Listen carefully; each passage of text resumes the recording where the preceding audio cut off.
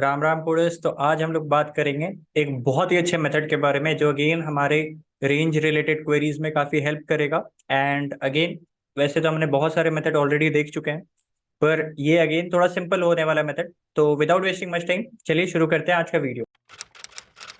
आज हम लोग बात करेंगे स्क्वायर रूट डिकम्पोजिशन के बारे में। तो इस मेथड में होता क्या है, सपोज आपके पास कोई एक एन लेंथ का एरे दिया हुआ है। अब एन का वैल्यू कुछ somewhere around 10 to the power 5 10 to the power 6 है। और फिर उसमें आपको क्यू क्वेरीज करनी है, और क्वेरीज भी आप समझ लो 10 to the power 4 के अराउंड पे है। अब रेंज क्वेरीज कैसे होते हैं, आपने ऑलरेडी देखा हुआ है कि रेंज क्वेरीज कैसे होते हैं कि आपको एक स्टार्टिंग इंडेक्स दिया रहेगा, एक एंडिंग इंडेक्स दिया रहेगा। अब आपको वहां पर पूछ रहा है कि इस रेंज के अंदर पे, मतलब यहाँ पर 4 से लेकर के 12 तक के बीच के जितने भी एलिमेंट्स हैं उन सभी का आप क्या करो, सम निकाल के बताओ, रेंज सम। या फिर इस रेंज में जितने भी एलिमेंट्स हैं उन उस रेंज में, उस पर्टिकुलर रेंज में, not for the particular array, आपको क्या करना है, एक मिनिमम निकाल के बताओ या उस रेंज में मैक्सिमम निकाल के बताओ। तो इस तरीके के क्वेश्चन अगर आपको दिखते हैं तो यहाँ पर आपको क्या करना है, स्क्वायर रूट डिकम्पोजिशन के बारे में सोचना है। अगर मैं ब्रूट फोर्स सोचूं तो क्या हो सकता है, अगर मेरे को आप इस रेंज में मैक्सिमम मिनिमम पूछ रहे हो तो मैं क्या करूंगा, यहाँ पर अगर मान लो यहाँ पर से मेरे को सब निकालना है तो मैं यहाँ से जा करके यहाँ तक के सारे एलिमेंट्स का इंडिविजुअली जाके चेक करूंगा, इन सभी में से मैक्सिमम मिनिमम या सम जो भी आ रहा है मेरे को जो निकालना है वो मैं निकालूंगा। पर अगर आप इसको थोड़ा सा सोचो ये कॉम्प्लेक्सिटी वाइज, तो आपके पास कितने क्वेरीज है, क्यू क्वेरी। और हर क्वेरी में आपको क्या करना पड़ सकता है, आपको उस रेंज, उस पर्टिकुलर रेंज के कोरस्पॉन्डिंग आपको सर्च करना पड़ सकता है। तो वो पर्टिकुलर रेंज का वर्स्ट केस में कॉम्प्लेक्सिटी क्या जा सकता है, एन लेंथ का जा सकता है। ठीक है, ऑर्डर ऑफ एन का जा सकता है। तो टोटल आपका कॉम्प्लेक्सिटी चला जाएगा order of Q cross N. And this again you can see is 10 to the power 4 into 10 to the power 6, which is 10 to the power 10, and it is time limit exceeded। तो इसका उपाय क्या है, तो again यहाँ पर आपको दिख रहा होगा कि अलग अलग तरीके हम लोग लगा सकते हैं, पर इस तरीके में हम लोग क्या करते हैं, स्क्वायर रूट डिकम्पोजिशन वाले तरीके में यहाँ पर हम लोग इस पूरे बड़े एरे को ना छोटे छोटे सेगमेंट में डिवाइड करते हैं, काइंड ऑफ बकेट में डिवाइड करते हैं। पहला जो बकेट है वो क्या करेगा, इन शुरुआत के 4 एलिमेंट्स का इन्फो स्टोर करेगा। नेक्स्ट 4 एलिमेंट का इन्फो ये बकेट स्टोर करेगा। से दिस इज बकेट 1, बकेट 2, ठीक है। Then again this is bucket 3 and this is bucket 4। तो अगर आपके पास एन नंबर ऑफ एलिमेंट्स है, ठीक है, तो आपको क्या करना होगा, square root of N bucket में डिकम्पोज करना पड़ेगा। ठीक है, जैसे कि यहाँ पर आपके पास कितने एलिमेंट्स थे, यहाँ पर आपके पास 16 एलिमेंट्स थे। तो 16 से आपको कितने बकेट में डिवाइड करना पड़ेगा, square root of 16, and this is equal to 4। ठीक है, तो आपको टोटल 4 बकेट्स में डिवाइड करना होगा। अब हर एक बकेट में कितने एलिमेंट्स का आ रहा है इन्फो, हर एक bucket square root of N elements का इन्फो स्टोर करके रख रहा है मेरे लिए। ठीक है, square root of N elements का इन्फो मेरे पास स्टोर करके दे रहा है हर एक बकेट। अब यहाँ पर क्या हो रहा है, देखो सिंपल सा क्या काम है। अब मैंने यहाँ पर से मान लो यहाँ पर से लेकर के इस एलिमेंट से लेकर के मैंने इस एलिमेंट तक के बीच का मैंने पूछा कि मैक्सिमम एलिमेंट कौन सा है। तो सिंपल आपको क्या करना है, ये बकेट क्या बताएगा कि इस रेंज में, मतलब इस रेंज में मैक्सिमम एलिमेंट क्या है वो आप एक्सट्रैक्ट करो। ये बकेट क्या बताएगा, इस रेंज में आपका कौन सा मैक्सिमम है ये बताएगा। ठीक है, अब इन दोनों को आपस में कंपेयर करके you get your answer. Worst case में आपने क्या किया है, ये पूरा का पूरा जो एरे था ना, इस पूरे के पूरे एरे को आपने एक छोटा सा एरे में कन्वर्ट कर दिया है, जिस एरे का लेंथ क्या है, स्क्वायर रूट ऑफ एन। ठीक है, स्क्वायर रूट ऑफ एन के एरे में आपने कन्वर्ट कर दिया है। अब आप हर एक इसमें पूछ रहे हो, ठीक है, तुम चारों का कौन सा मैक्सिमम या मिनिमम है, तुम चारों को कौन सा मैक्सिमम या मिनिमम है। ठीक है, तो ये आप पूछ रहे हो, एंड अगेन इसके बेसिस पे आप आंसर कैलकुलेट कर रहे हो। यहाँ पर से आप जैसे कि इस एग्जांपल में देखो तो यहाँ पर मान लो कि कुछ इस टाइप के एलिमेंट थे, 7 8 3 4 9 11 12 5। ठीक है, तो इन सभी का मैक्सिमम एलिमेंट कौन सा है, इन सभी का मैक्सिमम एलिमेंट है आपका 8। इन सभी का मैक्सिमम एलिमेंट क्या है आपका 12। तो सीधा सीधा हम लोग क्या करेंगे, यहाँ पे से इन दोनों बकेट को मतलब एक्सट्रैक्ट करेंगे और इन दोनों बकेट में जो भी मैक्सिमम है उन सभी को कंपेयर करके विल गेट अर आंसर। पर ये तो हाइपोथेटिकल केस हो गया। कभी मान लो अपने पूरे के पूरे सभी बकेट को कवर किया, क्या हो कि अगर मैं सिर्फ और सिर्फ इसी बकेट से नहीं, इस बकेट से भी मैं दो एलिमेंट सेलेक्ट करूं, मतलब क्या हो गया आपको दिखना चाहिए यहाँ पर। सबसे पहले मैं कलर चेंज कर लेता हूँ कि इस पूरे के पूरे बकेट का हम लोग ले रहे हैं, ठीक है, ये पूरा का पूरा बकेट आ रहा है, ये भी पूरा का पूरा बकेट आ रहा है, ठीक है। पर अब मैंने क्या किया कि फर्स्ट बकेट से भी मैंने कुछ एलिमेंट्स को पिक किया, एंड लास्ट बकेट से भी मैंने कुछ एलिमेंट्स को पिक किया। यहाँ पर से दो एलिमेंट एक्सटेंड किए, ठीक है। फर्स्ट बकेट से मैं बस दो एलिमेंट का इन्फो ले रहा हूँ, और लास्ट वाले जो बकेट है उससे भी मैं तीन एलिमेंट का इन्फो ले रहा हूँ, ठीक है। तो ये कुछ आप इस तरीके से समझ लो, 15, 16, 3, 4, ठीक है। तो यहाँ पर क्या इन्फो स्टोर होगा, 16, और यहाँ पर क्या है, 1, 2, 3, 30। तो यहाँ पर क्या इन्फो स्टोर होगा, 30। अब यहाँ पर अगर मैं जाके सारे के सारे बकेट को ही अगर अगेन खंगालूं, ठीक है, हर एक बकेट को मैं स्कैन करूं और उन सभी का मैक्सिमम निकाल के फाइनली कवर करके बता दूं कि फर्स्ट बकेट भी कवर हो रहा है, सेकंड भी, थर्ड भी, फोर्थ भी, एंड इन सभी का मैक्सिमम आ रहा है 30, तो आई विल बी रॉन्ग। क्योंकि यहाँ पर अगर आप देखो तो यहाँ पर से इस वाले एलिमेंट को तो हम लोग ले ही नहीं रहे, ठीक है, हम लोग यहाँ पर से ले रहे हैं, और यहाँ पर भी हम लोग लास्ट वाले एलिमेंट को तो ले ही नहीं रहे। तो इस केस में क्या होगा कि देखो जितने सारे बकेट आपके पूरे के पूरे कवर हो रहे हैं, उन सारे बकेट को तो आपको पूरा लेना है। जैसे कि यहाँ पर मैं क्या करने वाला हूँ, एक बार में ये पूरे चार एलिमेंट का इन्फो मैं एक बार में निकालूंगा, इस पूरे चार एलिमेंट का इन्फो मैं एक बार में निकालूंगा। पर जब भी मैं कुछ ऐसे सिचुएशन में फंसूंगा जहां पर कि उस बकेट को मेरे को पूरा का पूरा नहीं लेना है, जैसे इस केस में सिर्फ और सिर्फ मेरे को थ्री एलिमेंट्स को लेने थे, पूरे के पूरे चार एलिमेंट्स को नहीं लेने थे, तो वहां पर मैं क्या काम करूंगा, पूरे के पूरे बकेट को एक बार में स्किप ना करूंगा, और बल्कि जितने भी एलिमेंट्स, जैसे कि यहाँ पर चार एलिमेंट्स थे एक बकेट में, पर मेरे को तीन एलिमेंट को स्कैन करना था, ठीक है। तो मैं क्या करूंगा, तीन एलिमेंट्स को जाकर के स्कैन करूंगा and I will fetch the answer. Same यहाँ पर क्या करना होगा, यहाँ पर भी मैं यहाँ पर देखूंगा कि इसका जो स्टार्टिंग है वो बकेट के स्टार्टिंग के साथ मैच नहीं कर रहा, तो मैं यहाँ पर मैनुअली एक एक एलिमेंट को जाके स्कैन करूंगा एंड आई विल फेच कि मिनिमम और maximum what ever I am fetching वो क्या है। तो यहाँ पर से आपका मैक्सिमम निकल के आएगा 4, यहाँ पर से मैक्सिमम आपका अगेन, आप यहाँ पर बकेट इस्तेमाल कर सकते हो क्योंकि पूरा बकेट वाला रेंज आ रहा है, तो यहाँ पर से आ गया 8, यहाँ से आ गया 12, और यहाँ से आ गया 3, ठीक है। अभी इन चारों को आप कंपेयर करके बता सकते हो what is the maximum, that is 12, ठीक है। तो सिंपल ये तरीका हो सकता है।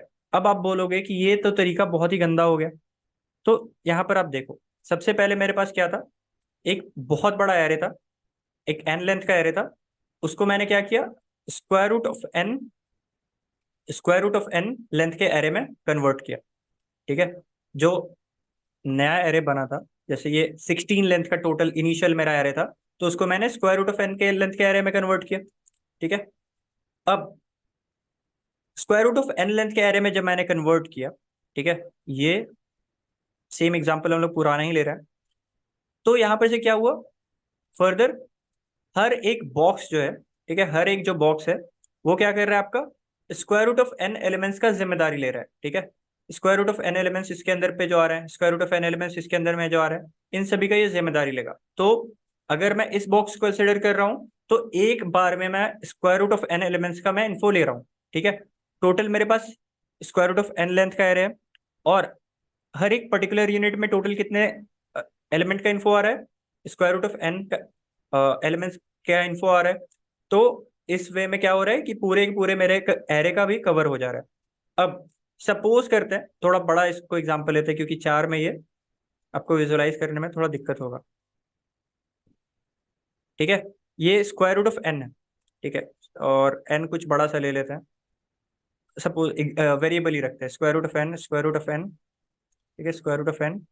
इस तरीके से हर एक बॉक्स जो है उसमें square root of N elements का इन्फो यहाँ पर स्टोर है। अब यहां पर से जो एलिमेंट्स है ले करके इस बॉक्स तक के कंप्लीटली हर एक एलिमेंट को हम लोग कंसिडर कर रहे हैं, पर इस बॉक्स से पार्शियली हम लोग कुछ एलिमेंट को ले रहे हैं, इस बॉक्स से पार्शियली हम लोग कुछ एलिमेंट्स को ले रहे हैं, तो टोटल स्कैन करने का मेरे को कितना टाइम लगेगा, ठीक है। तो फॉर स्टार्टिंग टाइम हम लोग क्या करते हैं, इन सभी बॉक्स को अभी हम लोग विराम दे देते हैं, अभी इस बॉक्स को हम प्रोसेस नहीं करेंगे, जो हाफ ऑफ बॉक्स है उन सभी को हम प्रोसेस नहीं करेंगे, जो कंप्लीट बॉक्स है उनको हम देखते हैं, कवर करते हैं पहले। तो टोटल मेरे पास कितने बॉक्स हो सकते हैं, स्क्वायर रूट ऑफ एन। तो वर्स्ट केस में क्या हो सकता है कि मेरे को सारे ही बॉक्स कंसिडर करने पड़ गए, सारे ही बॉक्स को स्कैन करने पड़ गए। तो इस केस में क्या हो सकता है, worst square root of N box को मैंने स्कैन किया। फिर फर्दर यहां पर ये जो बॉक्स है, मैंने क्या बोला था कि इस बॉक्स के पूरे एलिमेंट को हम लोग नहीं ले रहे हैं और इस बॉक्स के भी पूरे एलिमेंट को हम लोग नहीं ले रहे हैं, राइट। अब क्योंकि हम पूरे एलिमेंट को नहीं ले रहे हैं तो हमें क्या करना पड़ेगा, इस बॉक्स को हमें इंडिविजुअली पूरे के पूरे इस बॉक्स को स्कैन करना पड़ेगा एंड इंडिविजुअली इस पूरे के पूरे बॉक्स को स्कैन करना पड़ेगा जिस रेंज तक मेरे एलिमेंट्स को मेरे को कंसिडर करना है, ठीक है। तो इस बॉक्स के अंदर में कितने एलिमेंट्स हैं, इस बॉक्स के अंदर में square root of N elements ही तो है, ठीक है। तो यहाँ पर वर्स्ट केस में क्या होगा कि आपको पूरा का पूरा जो बॉक्स है square root of N minus one length तक भी आपको स्कैन करना पड़ा। तो ये भी आपको समझ लो order of square root of N, पूरा का पूरा आपने एक बॉक्स ही स्कैन कर दिया, तो टोटल आपको स्कैनिंग का कितना टाइम है, स्क्वायर रूट ऑफ एन। यहाँ पर भी आपको पूरा बॉक्स स्कैन करना पड़ गया, तो इसमें भी आ गया आपका स्क्वायर रूट ऑफ एन। तो टोटल, ठीक है, यहाँ पर से आपका स्कैन करने में आपको मैक्सिमम या मिनिमम या सम निकालने में आपको क्या हो गया, वर्स्ट केस में कितना पर क्वेरी आपको टाइम लगा, मैक्सिमम मिनिमम या सम निकालने में, order of square root of N, ठीक है, 3 into square root of N है, which is again order of square root of N. और टोटल आपके पास कितने क्वेरीज हैं, क्यू क्वेरीज हैं।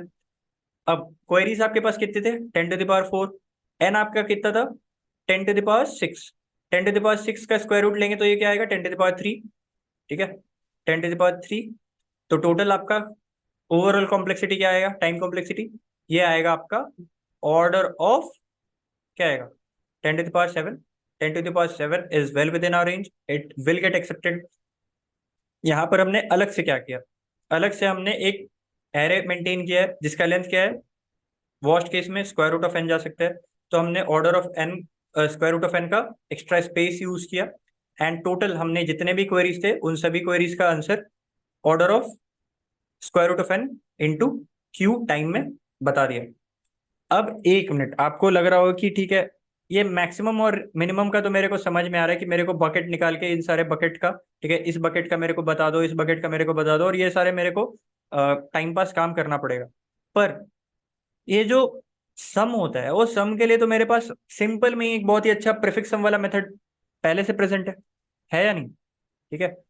अगर मैं यहाँ पर बोलूँ सम निकालना है मेरे को इस इंडेक्स से लेकर के इस इंडेक्स के बीच में, आपके पास प्रीफिक्स सम एरे पहले से प्रेजेंट है, आप क्या करोगे, order of one, order of one में क्या करोगे, जिस इंडेक्स से आपको करना है, सपोज यहां से स्टार्ट करके, मतलब एस इंडेक्स से स्टार्ट करके एल इंडेक्स तक का आपको निकालना है, तो आप क्या करोगे, L prefix of L minus prefix of S minus one, सीधा सीधा ये क्या हो गया, आपका पूरा पूरा प्रोसेसिंग ऑर्डर ऑफ वन में हो गया।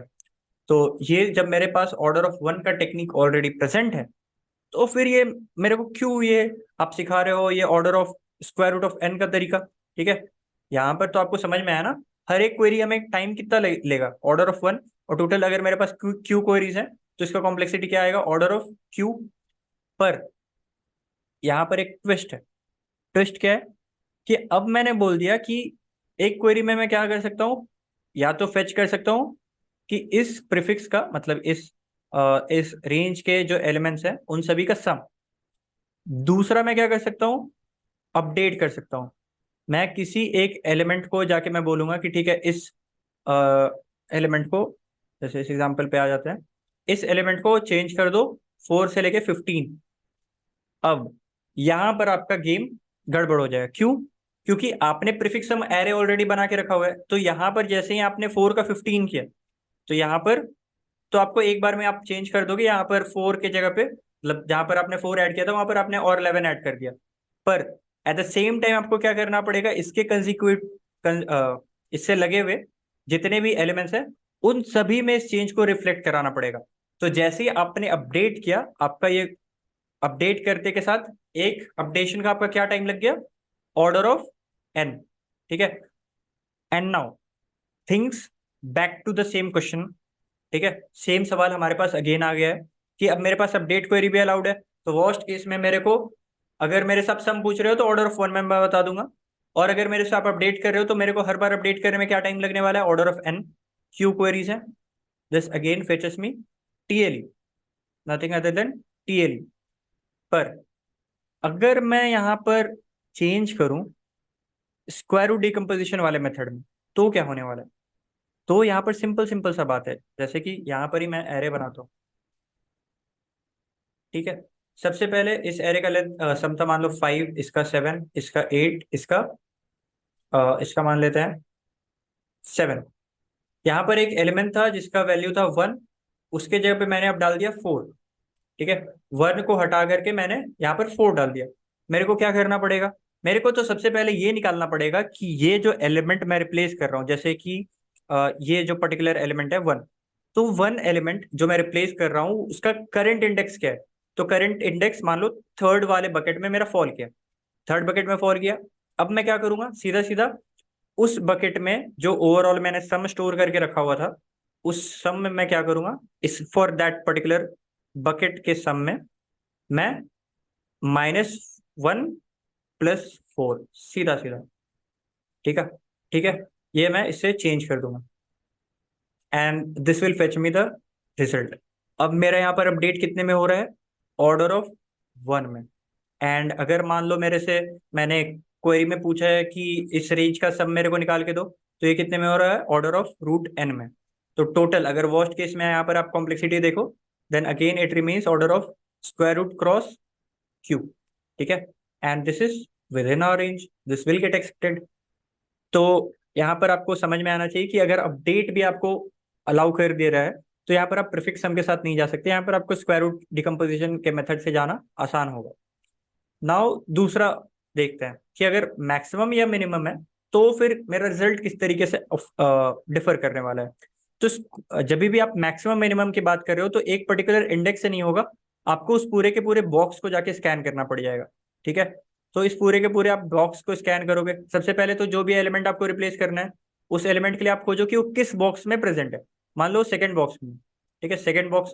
तो आप सेकंड बॉक्स के सारे एलिमेंट को जाके स्कैन करो, ठीक है। सबसे पहले तो उसको रिप्लेस कर दो, उसको रिप्लेस कर दिया आपने। अब रिप्लेस करने के बाद उस पूरे बॉक्स में आप पूरा स्कैन करो।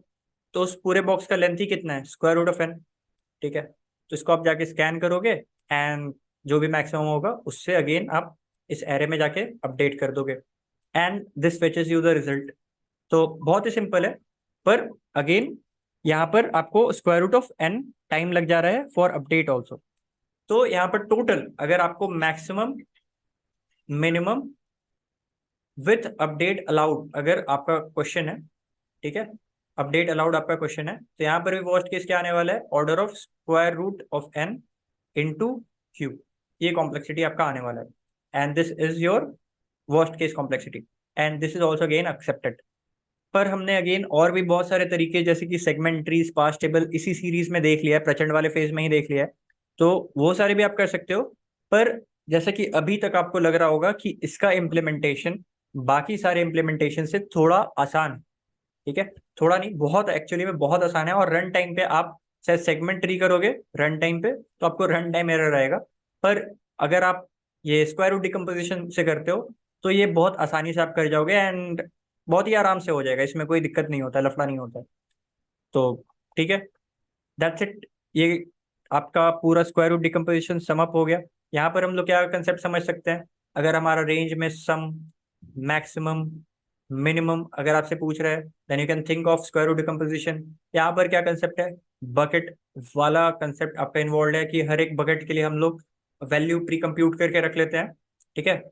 और उस प्री कंप्यूटेशन का जो हमने एरे बनाया है, उस प्री कंप्यूटेशन एरे का हम लोग यूज करते हैं, ठीक है। इसमें हर एक क्वेरी के लिए मेरा वर्स्ट केस में कॉम्प्लेक्सिटी क्या जा रहा था? Almost square root of n। Then again हमने अलग अलग केस डिस्कस किया कि रेंज अपडेट, ठीक है। अगेन अपडेट में भी मैक्सिमम का अपडेट, मिनिमम का अपडेट या फिर सम का अपडेट, उसके लिए अलग अलग था। पर वर्स्ट केस में अगर मान ले तो स्क्वायर रूट ऑफ n पर क्वेरी आपका टाइम जाने वाला है एंड ओवरऑल कॉम्प्लेक्सिटी आपका आने वाला है, टाइम कॉम्प्लेक्सिटी आपका आने वाला है square root of n cross cube. And space complexity again आपने यूज किया है order of square root of n। तो this is the overall description of this square root decomposition method. मुझे उम्मीद है ये पार्ट आपको क्लियर हो गया होगा। अब ये पार्ट अगर आपको क्लियर है, आपने समझ लिया है, और आप पूरे के पूरे हमारे फेज में जुड़े हुए हो, पूरे पूरे सीरीज को फॉलो कर रहे हो, तो इसके डिस्क्रिप्शन बॉक्स में एक क्वेश्चन दिया हुआ है जो कि आपके अंडरस्टैंडिंग, जो कि आपने अभी अंडरस्टैंड किया है, उसके बेसिस पे आप उस क्वेश्चन को सॉल्व कर सकते हो, वो दिया हुआ है। तो आपको जाना है एंड अगेन उस क्वेश्चन को सॉल्व करने की कोशिश करना है। क्वेश्चन बहुत ही सिंपल है, क्वेश्चन में कुछ भी हार्ड नहीं है, ठीक है। जो भी हमने बात किया है बिल्कुल वही क्वेश्चन है, सिंपल से पहुंच कर आपको जाना है, इम्प्लीमेंट करने की कोशिश करना है, और आराम से उसमें 1 घंटे तो एडमिन आपको देना ही देना है उसको इम्प्लीमेंट करने में। फिर next part of the video में अगर आप इम्प्लीमेंट नहीं कर पा रहे हो तो we will see the implementation of that particular question, ठीक है। चलिए मिलते हैं next part of the video में। So here we are again directly coming to the coding part, क्योंकि आई डोंट थिंक कि क्वेश्चन में कुछ भी नहीं आता। क्वेश्चन में सीधा आपको एन लेंथ का एरे दिया होता और क्यू क्वेरीज दी हुई थी। एन आपका 10⁵ ही था एंड क्वेरीज आपके 10⁴ थी। एंड अगर आप इसको डिकम्पोज करोगे स्क्वायर रूट ऑफ एन में तो से 10⁵ आ रहा है। तो टोटल आपका कॉम्प्लेक्सिटी क्या आने वाला है, order of square root of N into Q, which is 10⁻⁷, and this is accepted range only. तो कोई दिक्कत की बात नहीं, ये चलेगा आपका। तो बस इसको इम्प्लीमेंट कैसे करना है, यही आपका सवाल है। इम्प्लीमेंट करने के लिए क्या करना है, दैट इज मेंशन्ड हियर। तो सबसे पहले हमने क्या किया है कि अपना नंबर ऑफ एलिमेंट्स इनपुट ले लिया। उसके बाद हमने क्या किया कि कितने साइज का मेरा बकेट होने वाला है वो मैंने साइज डिफाइन किया, ठीक है। तो this is defined by root and this is what square root of N, उतना ही तो लेंथ होने वाला है। एंड देन फर्दर हम लोग क्या करने वाले हैं कि बकेट मैंने इनिशियली क्या कर लिया है, ये कांस्टेंट 10⁴ 10⁵ प्लस 10 लेंथ का मैंने इनिशियलाइज कर दिया, ठीक है। मैंने यहाँ पर थोड़ा सा एक्स्ट्रा स्पेस लिया है, आप चाहो तो ना भी ले सकते हो।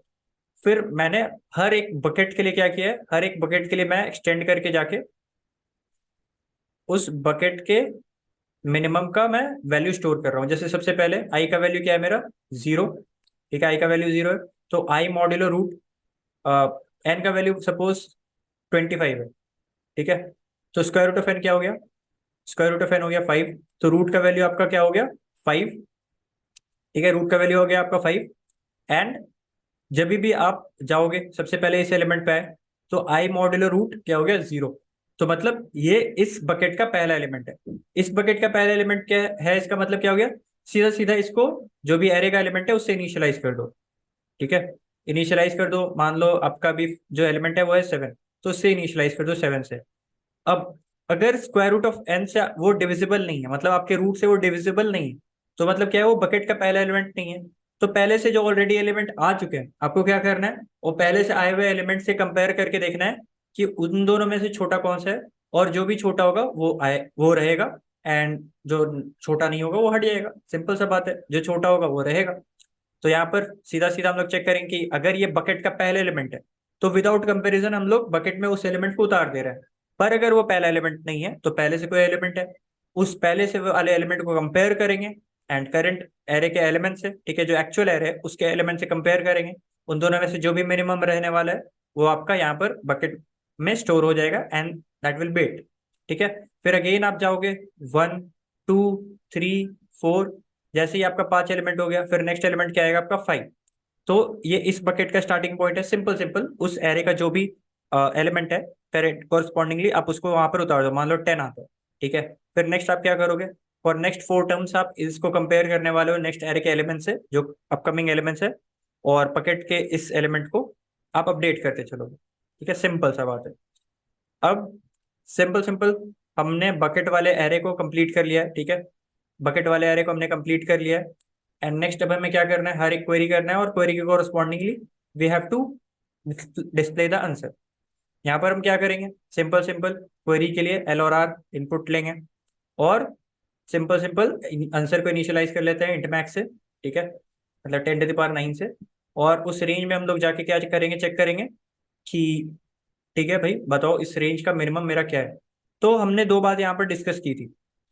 एक क्या है कि आपका बकेट आधा अधूरा कवर हो रहा है, और एक जैसे ये बकेट आधा अधूरा कवर हो रहा है, ये बकेट आधा अधूरा कवर हो रहा है, ये पूरा का पूरा बकेट कवर हो रहा है, ये पूरा का पूरा बकेट कवर हो रहा है, ठीक है। तो यहाँ पर हम लोग क्या करेंगे, सबसे पहले चेक करेंगे कि ये जो बकेट है ये बकेट का स्टार्टिंग पॉइंट है क्या, क्योंकि स्टार्टिंग पॉइंट है, ठीक है, स्टार्टिंग पॉइंट है। और ये पूरा का पूरा जो बकेट का रेंज है इस लाइन का मैं मतलब बताता हूँ, जे प्लस रूट माइनस आई। ठीक है, रूट का वैल्यू क्या है, -1। इसका वैल्यू क्या है आपका, स्क्वायर रूट ऑफ एन। ठीक है, रूट का वैल्यू आपका स्क्वायर रूट ऑफ एन। तो अगर ये बकेट का जो ये जो पॉइंट है जिस इंडेक्स पे आप अभी खड़े हो, वो किसी बकेट का स्टार्टिंग पॉइंट है। ठीक है, और ये पूरा का पूरा रेंज जो है वो आपके इस बकेट का पूरा जो ये बकेट ऑफर क्या कर रहा है आपका, आई से लेकर के सपोज जे तक के एलिमेंट्स का ये कवरेज प्रोवाइड कर रहा है। ठीक है, तो आई भी आपके बकेट में इन्वॉल्व है एंड जे भी आपका बकेट में इन्वॉल्व है। ठीक है, तो आप क्या कर सकते हो, शांति से ये पूरे के पूरे बकेट का एक बार में आप आंसर निकाल सकते हो। ठीक है, और वो आंसर कैसे मिलेगा आपको, ये आंसर सीधा सीधा आपको जे बाई रूट से आपको एक बार में मिल जाएगा। ठीक है, अब इन दोनों में आप चेक करके कंपेयर करके मिनिमम जो भी है उसको आप निकाल लोगे, एंड जे को सीधा सीधा आप क्या करोगे, रूट -1 से अपग्रेड कर दोगे। ठीक है, और अगर मान लो ये केस नहीं, मान लो अभी आपका जो पॉइंटर है, जो स्टार्टिंग पॉइंट है वो यहाँ पर है, तो ये तो किसी बकेट का स्टार्टिंग पॉइंट नहीं है, तो आपको क्या करना पड़ेगा, एक एक करके ही इन सभी एलिमेंट को नेविगेट करना पड़ेगा। फिर जैसे ही नेविगेट कर करके आप इन सभी एलिमेंट को नेविगेट करके फिर यहाँ पर आप पहुंचे, तो अभी तो ये बकेट का स्टार्टिंग पॉइंट है, फिर आप चेक करोगे कि क्या ये पूरा का पूरा बकेट मेरे रेंज के अंदर में है। हाँ है, तो मैं क्या करूंगा, पूरे के पूरे बकेट से यहाँ पर फेच करूंगा कि इसका मिनिमम कौन सा है, आगे बढ़ूंगा। फिर यहाँ पर पहुंचा, तो ठीक है, ये भी बकेट का स्टार्टिंग पॉइंट है, ये भी बकेट का स्टार्टिंग पॉइंट है ना, एंड क्या ये पूरे के पूरे मेरे रेंज में आ रहा है, बिल्कुल ये मेरे पूरे रेंज में आ रहा है। तो इस पूरे रेंज का square root of N elements का जो भी मिनिमम एलिमेंट है वो मैं बकेट से फेच कर लूंगा। ठीक है, फिर मैं आगे जाऊंगा, यहाँ पर पहुंच चुका हूँ। अब यहाँ पर से इस पूरे के पूरे रेंज को मैं चेक करूंगा, तो ये पूरे बकेट के एंड तक पे नहीं जा पा रहा है, तो यहाँ पर से मैं एक एक एलिमेंट करके जाके स्कैन करूंगा and I will see minimum कहाँ पर आ रहा है, एंड एक एक एलिमेंट करके अगेन मूव करते चलेंगे और देखेंगे कि कौन सा मिनिमम है। अब यहाँ पर क्यों मैंने -1 किया, ये आपको देख सकते हैं, क्योंकि यहाँ पर से अपडेट होके जा रहा है, तो भी मैं यहाँ पर प्लस प्लस करके कर रहा हूँ एक। ठीक है, क्योंकि यहाँ पर भी मेरे को प्लस प्लस करना था, तो मैंने यहाँ पर ये एक प्लस प्लस लगा दिया है, और यहाँ पर से जे प्लस रूट -1 करूंगा, और ये नेक्स्ट टाइम पे प्लस प्लस होके यहाँ पर चला जाएगा, मतलब जे प्लस रूट पे चला जाएगा एग्जैक्टली। और यहाँ पर से भी अगर जा रहा है तो ये भी जे प्लस प्लस हो जाएगा, तो इसलिए मैंने अपडेशन के लिए यहाँ पर जे प्लस इक्वल टू रूट -1 किया है। तो I hope that is very much clear, उतना तो आप समझ ही रहे, प्रेजेंट फेस फॉलो कर रहे हैं। एंड फर्दर यहाँ पर जो भी आपका आंसर होगा that will get updated, and जो भी आंसर अपना वहाँ पे से वी कैन आउटपुट। तो मुझे उम्मीद है आपको ये समझ में आ गया होगा। अगर इसके बाद भी आपको कोई डाउट है तो आप कमेंट सेक्शन पे आ सकते हैं, या फिर आप जुड़ सकते हैं हमारे सोशल मीडिया पेजेस के हैंडल से, जिनका लिंक डिस्क्रिप्शन बॉक्स में दिया हुआ है। दैट्स इट फॉर नाउ, मिलते हैं अगले वीडियो में ऐसे इंटरेस्टिंग कंसेप्ट के साथ। तब तक के लिए अपना ध्यान रखिए। जय हिंद।